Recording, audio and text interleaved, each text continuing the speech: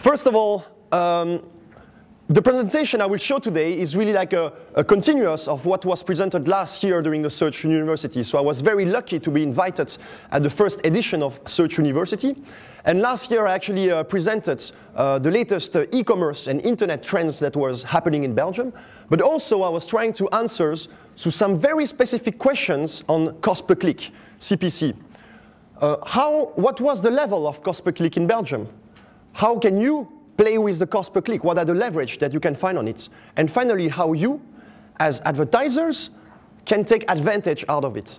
So why is my presentation this year a continuum of what was presented last year? Because again, this year, I will try to show you, thanks to insights and trends, how you can take added value out of SEA and how you can find out methodology and how you can find techniques in order to increase your ROI. And in order to do that, I've named my presentation Science Behind Search. So why science? I mean, is this guy crazy? Why did I use the word science?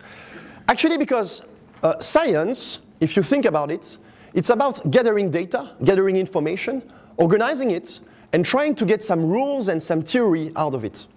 And the main methodology of science is based on two pillars. The first pillar is actually objective measurements of facts. Okay? And the second pillar is also elaborating theory and rules out of experimentation. If you think about it, as online marketeers, you are gathering every day some data, thanks to analytical tool, thanks to tracking code that you are putting. You are somehow, in the marketing world, providing the most accurate and the most certain data that any marketing tool that always exists could provide. If you think also about experimentation, it is something that is part in the day-to-day job of an online marketeer. When you are, for example, testing a message and trying to see which message is the most relevant, which one is talking the most to your user, you are somehow doing some science. When you are testing your website usability, it is also a kind of experimentation that you are doing here. So I will try to show the link that there is between scientific methodology and also online marketing. So don't think I'm totally crazy. I will try to show you that during the rest of the presentation by going through 3 points. First of all, we will take a picture of the online landscape that is happening in Belgium right now. Secondly, this is a nice Latin formula. Some of you that studied in Brussels might remember it. Scientia vincere tenebras. It means like how science can actually beat uncertainty and darkness. I will try to show you here how objective measurements of data that is being gathered in online marketing can actually be used and applied in your company communication or in your company strategy. And then thirdly, I've elaborated some theorems in search, so don't be afraid, it's like big words. But I'm trying, through observations I've made after 1 year of work at Google, so since last year, through my observation, I'm trying to here predict some users' behavior and predict some trends that will happen in the coming year. So, let's start with the picture. Where are we nowadays in Belgium? So for those who were there last year at Search University, you know I'm a great fan of Eurostat. So all those data are free, they are available. You can find it on the Eurostat website if you manage to find your way in it, because it's a bit complicated. But if you look at this, this shows you really well what is the online situation here. You see a map of Europe, and I guess all of you know where is Belgium. It's the little country on the top of France. And unfortunately, we don't see the color here so well. But in terms of online penetration, one can see that Belgium is in the EU average. So we have like 65% of online penetration. The EU average is also at around the same level. So we have a good, the scoring is quite good. We are slightly beyond France, for example, but less than the Netherlands or Germany. We actually see also with Eurostat figures that internet users in Belgium are using internet in a very frequent way, in a regular way, so that's quite okay. But then on the second graphic that you can see here, Eurostat is asking the following question. How do you use internet? What are the usage that you have of internet? And one can see here that Belgium has a very light color, that people in Belgium are using the web in a much more basic way than our neighbors, such as France, Germany, the Netherlands. And if you look like really at the color, you can see that here we are at the same level than Turkey, or for example, Romania. Maybe an illustration of that. Here are the questions that Eurostat asks. So what are Belgians really using internet for? On the top you can see really what I call basic application. So people here in Belgium are using internet mainly for what? They're using it to surf, to look for information, to send their emails. You see that the curve of Belgium actually it's in blue. It's higher than the yellow, that is the EU 27 average. While on the other hand, when we look at more advanced features, such as, for example, downloading some music, looking for a job, making some purchase online, we see that Belgium here is below the EU 27 average, is below the yellow. But I have some good news. So let's not be pessimistic today, let's be optimistic, let's have a big smile. Why? Because the situation is changing. While last year we were still really lagging behind in terms of e-commerce penetration, so we had around 15% rate of e-commerce penetration, so it means individuals that actually purchase a good online the past 3 months, that was 15%. We were, just as an idea, at the same level than Poland and Slovakia. Things are changing, and that is great. You can see here on the graphic, this one, it's the growth rate between 2008 and 2009. And this actually shows you the growth rate in terms of e-com penetration. And you can see that apart from Cyprus, that is a very small country, Belgium actually has the highest e-com evolution from 2008 till 2009. And this brings us here on this slide. When you look at the level of Belgium in red, we are really moving from tier 3 to tier 2, almost reaching the EU average in terms of e-com penetration, so 25%. And we are now really playing on the same fields like countries such as France, for example, or Austria. So I'm quite optimistic because I really hope that the situation will be changing positively in the upcoming years. And although maybe for Belgium the start was a bit slow, things are moving, things are changing, and we hope next year I can come and present and show you that we are on the tier 1 at the same level than Scandinavian country. What does it mean also? It means that our market is changing. You might notice that in your everyday job. Things are getting much more fast, you know. Things are moving a lot. And what I'm trying to show you here, it's to propose you a kind of methodology on how now you can work with online data that you can gather. So like I told you, science is a lot about gathering some objective data. You have access to a tremendous quantity of data here with online marketing that you can use not only for your thing, but also to shape the strategy of your company. So I will go here through a few real case studies that I've actually encountered during my professional experience. And I will tell you little stories every time on what happens. So this first example was presented to a famous big tour operator in Belgium. It is in the travel market.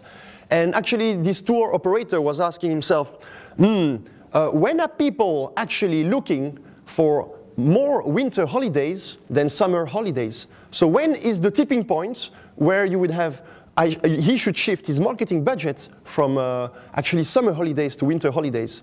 And the graphic here is actually this measurement that I've compiled thanks to a tool called Insights for Search, where you can see all the users' queries. And one can see that, okay, the blue curve is the winter holidays, the yellow curve is the summer holidays. It's based on 3 years data. And the tipping point that we have here is the 15th of August. So you can see here, mid-August, the tipping point is happening. When this data was presented to the tour operator, he was very surprised. He's in the market since 20 years. And he is measuring actually when people are actually purchasing his products, but he's not measuring when people are looking for his products. And by having this discussion with him, we actually realized that it was quite logic. There is a gap of 30 days between when people are starting to look for his products and when people are really purchasing it. And so this led to a decision that is a shift of the marketing budget by moving it almost 1 month forward. Another example was with a tech retailer. So a tech retailer here based in Belgium that has an e-com shop.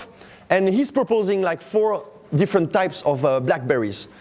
So you might not be very familiar with the BlackBerry offer, but mainly they have 4 types of BlackBerry. You have the very professional one that is the BlackBerry Bold. It's the one on the top. Then just down you can see the BlackBerry Curve that is a bit less premium. And then you have the BlackBerry Storm that is the iPhone type BlackBerry with the touchscreen. And then you have, lastly, you have the BlackBerry Pearl that is a bit the BlackBerry for poor people, you know. I hope nobody has a BlackBerry Pearl here. Sorry for BlackBerry.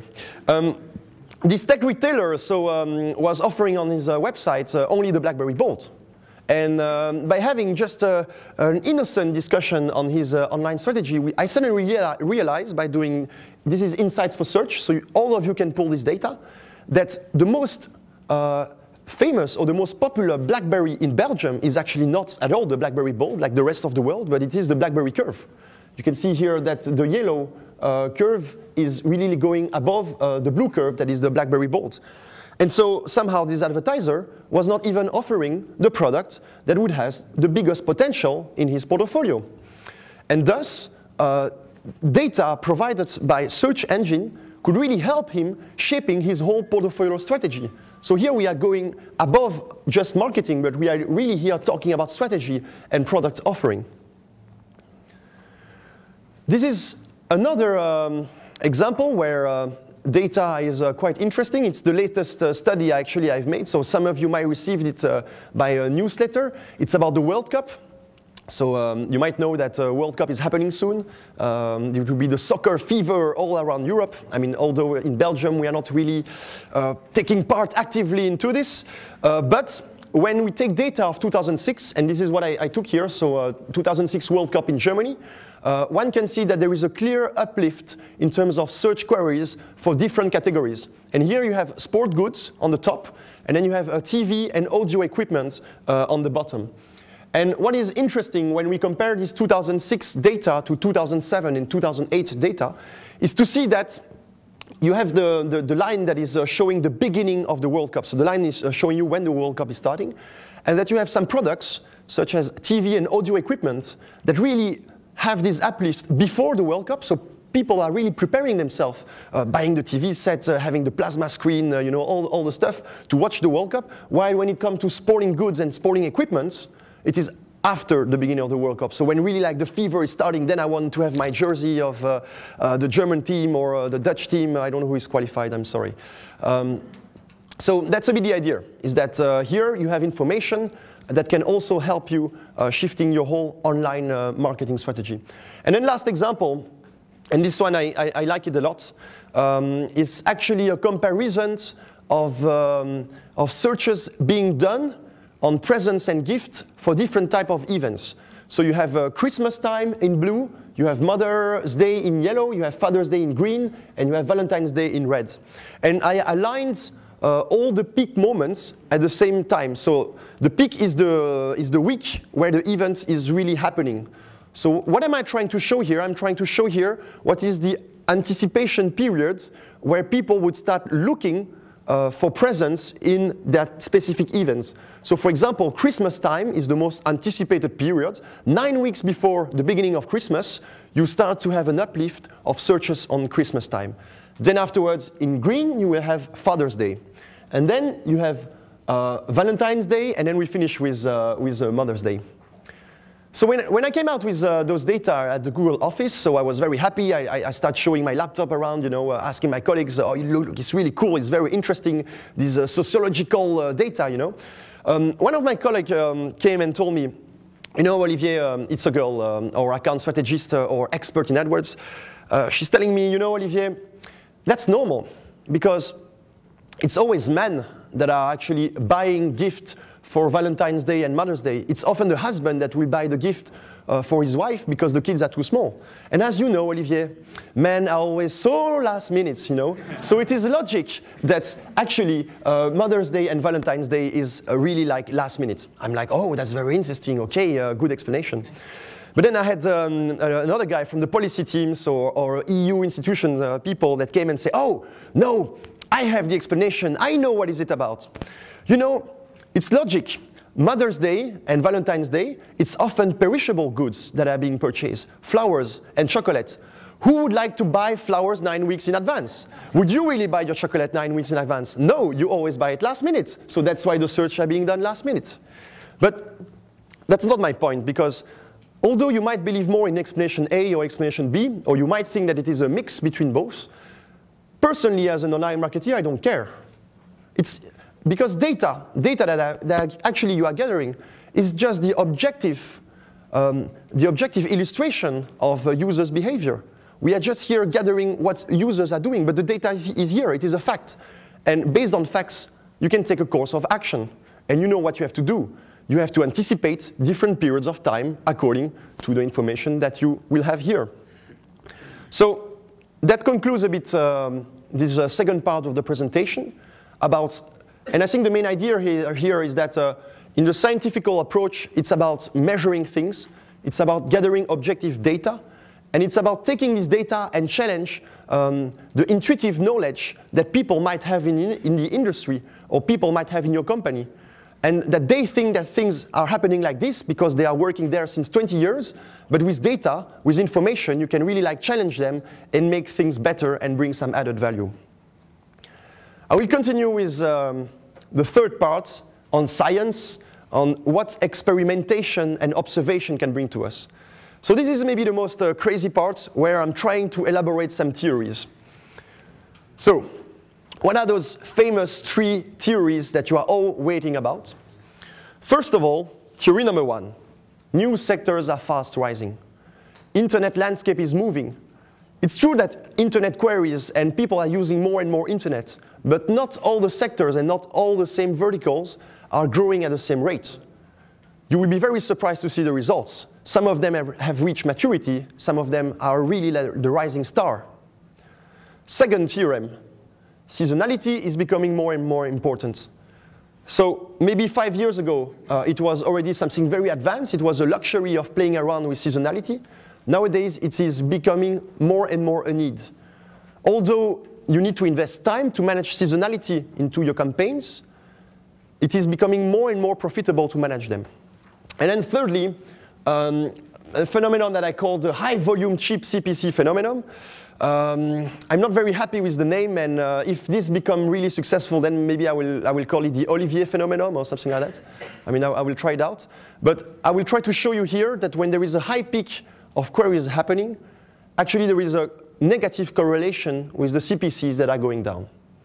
And you will see that here I'm not presenting the truth to you. Here I'm just presenting like assumptions and theory that I've made, you know. So I really want to keep it humble at this moment of the presentation. So let's start with the first one. New sectors are fast rising. This is a common graphic that is being showed, for example, to people that are working in the automotive industry. You can see here the evolution of the search queries, so the number of time people type something linked to automotive, starting from year 2006 till year 2010.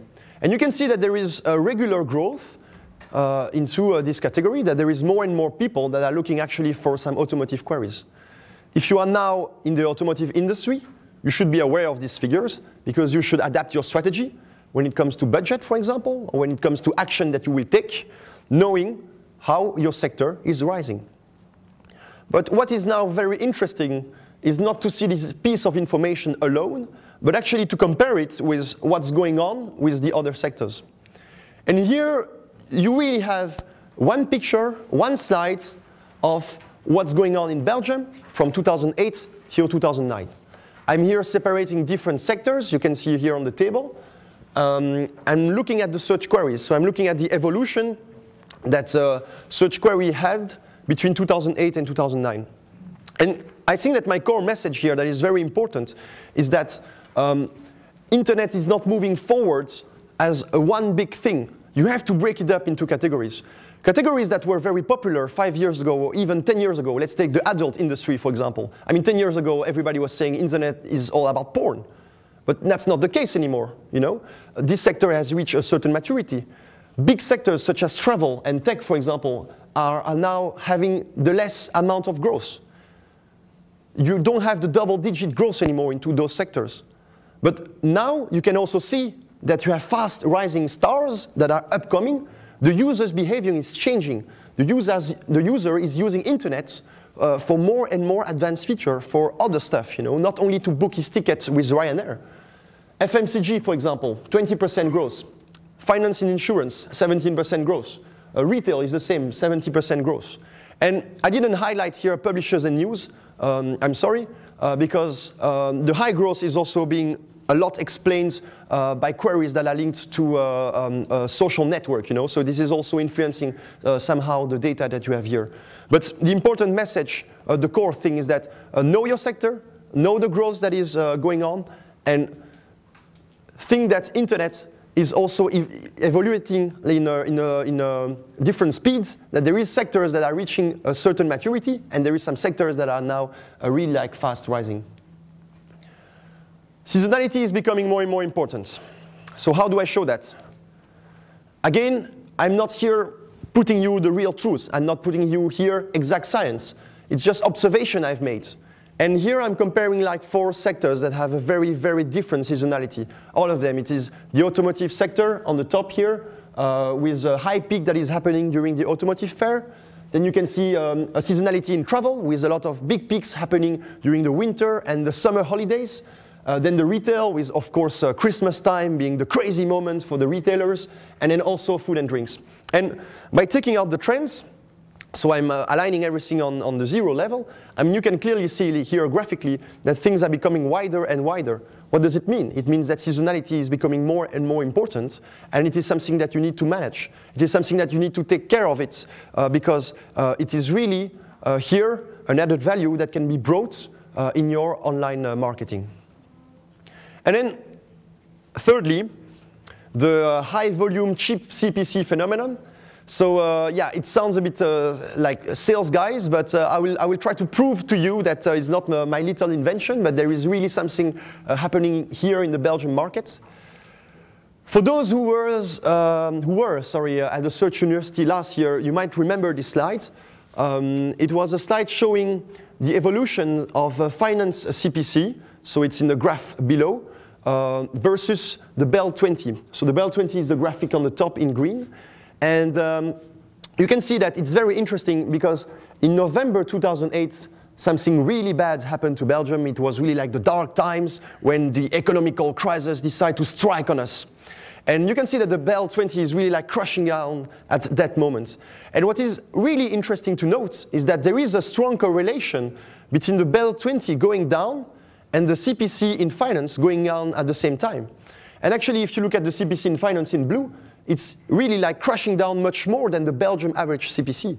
This shows that coming from the finance industry, there was a loss in confidence into online advertisements. But now I will challenge a bit the finance industry, and I will tell them something. At the same moments where the CPC crashed and went down, when you look at the finance queries, so the volume of traffic that could be brought to your website, there is a big peak. And at this specific moment, there is a tremendous window of opportunity that no finance advertiser spotted. Although finance industry is supposed to have the best analyst in the world, nobody have seen that at that specific moment, there was an opportunity where you could get the cheapest click with the highest amount of volume. And this is a bit the observation that was made last year. But throughout 2009, by continuing working, I actually came across this phenomenon many times. And this is what is quite interesting, I think. I've made a bit the same study, but not based on one phenomenon, that is the financial crisis, but based on seasonality on the retail market. And I'm here comparing queries that are happening in the shopping industry, in consumer electronics, and in home appliance. On the top, you can see the volume of queries. And on the bottom part, you can see the cost per click. And you see that, okay, it's quite logic. During Christmas time, it is the moment where you have the highest volume of queries in the retail industry. But strangely, at the same time, you have the CPCs that are very low. And to show again and to continue with my arguments, I will show you the same phenomenon that is actually happening in the automotive industry. You see here at the beginning of the year a high peak in terms of volume. What is it? It's the automotive fair. And at the same time, the CPCs are going down.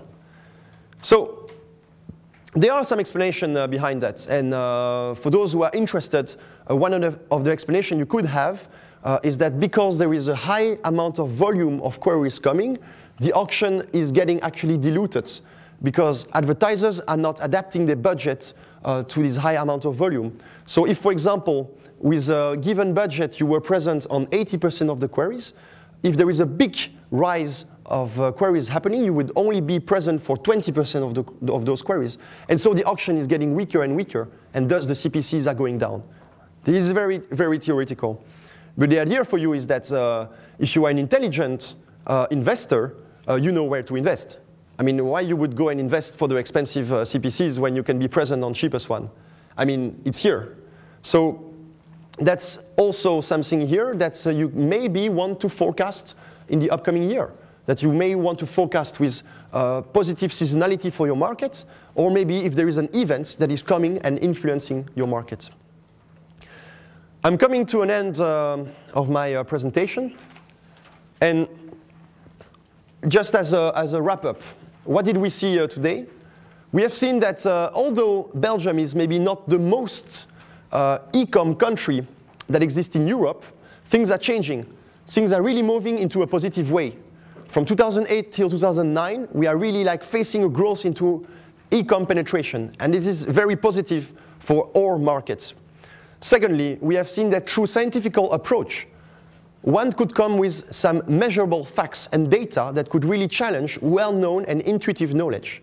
And that thirdly, based again on this measurable data, there are some theories or there are some assumptions that you can make, that I've made, and that can help you shifting your strategy and shifting your decisions in the online world. And as to finish this presentation, I would like to quote Herbert Spencer, that is a totally unknown scientist, so if there is somebody that knows him, really like congratulations. He used to be a sociologist that was working with Charles Darwin on the theory of evolution. And he's telling, okay, in science, the important thing is to modify and change one's ideas as science advances. What do I mean by putting this quote? My point is that, okay, to be considered as a science, a base of knowledge, is something that needs to be repeatedly tested and experimented by independent observers. I'm not here in front of you to tell you the truth. I'm not here because I work for Google telling you, okay, it's like this and that's it.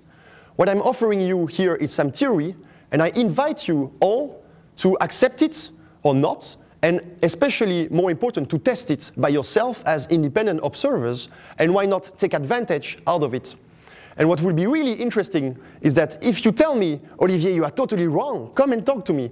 And on the other hand, if you find out that those theories are really applying to your market, we together, through this scientific methodology, can make things move forward. Thank you.